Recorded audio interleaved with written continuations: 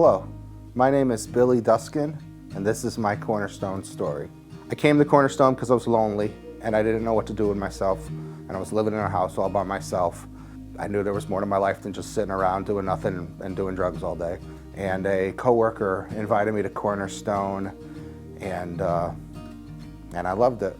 What made me stay at Cornerstone is I felt real, not only purpose for my life, especially through volunteering and serving, but I made friends, real connection. Before I came to Cornerstone, I was doing drugs and I was an alcoholic. And I had friends, but they just wanted to be around because of the drugs. So when I came to Cornerstone, I actually made real friends who wanted nothing from me. They didn't want drugs from me. They just wanted to be friends, and we served together, and it was real friendships. Pastor Alfred, who became a real friend, one of my first real true friends and mentors that came into my life that I didn't have before, because I didn't have a really good relationship with my father growing up, and didn't have someone to look up to. One of the main reasons I continue to come to Cornerstone is I love the praise and worship, and I love singing my heart out for God.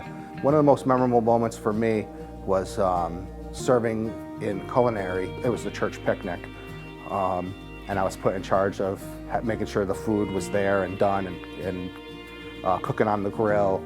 I never was in charge of anything before like that. I didn't think I had it in me. I grew up not having a lot of confidence in myself, not really believing in myself. I was bullied quite a bit. It was the first time where I was like, wow, you're gonna put me in charge of this?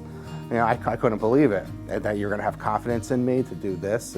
It was a lot. It meant a lot to me. I will never forget that. I'm thankful for all the ways that Cornerstone helps people through the Community Dining Center and the Storehouse Project and all the outreaches. I'm really thankful to be a part of that and see all the good that Cornerstone does for the community. I can't help but to smile when I come to Cornerstone and get such great hugs, and really thankful for the connections that I've made at Cornerstone. And I know that when I go to Cornerstone, I know I'm going to be in a community who loves me and cares about me and doesn't judge me. I met my wife at Cornerstone. I thank God for getting me to a point where I was single, where it didn't matter. You know, it was just God and I. I knew God loved me and cares about me, and I had everything I needed. She came up to me and said, oh, God told me to pray for you. I said, you don't have to pray for me.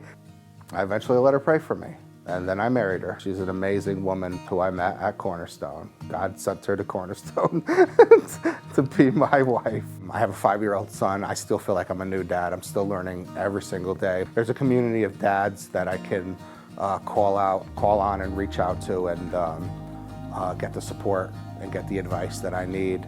Ever since I started coming to Cornerstone, I am now 12 years sober from drugs and alcohol. I can share these victories with them. Not everybody in the world would receive those victories. There's so many people now that rely on drugs, especially marijuana. So the fact that I can say, well, I've been sober now for 12 years when I used to smoke every single day. Oh, it's just weed. No, it wasn't just weed. It wasn't just something insignificant. Look what God did for me.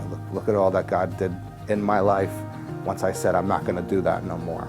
I'm thankful that I belong to a community of fellow believers who love the Lord, who seek the Lord, who hear from the Lord.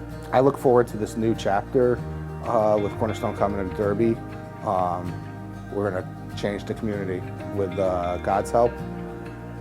All things are possible.